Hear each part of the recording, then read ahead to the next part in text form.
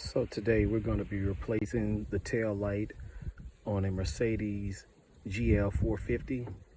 It's very simple to do. If you take it to the dealership, it may end up costing you a good chunk of change for something that you really could have done yourself. So basically, all we do is we remove this panel.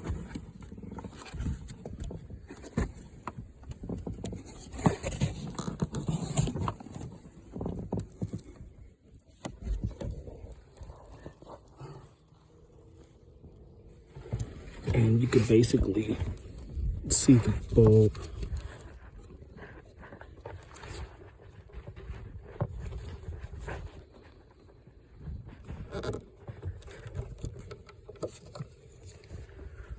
So you basically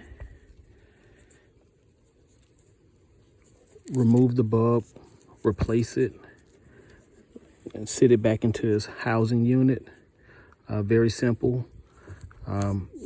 You can get this bulb at the dealership, or you can get the bulb at an auto parts store, AutoZone, Napa, whatever you have in your area. So we're gonna replace this bulb, and we're gonna put it back into the housing unit, and we'll be ready to go.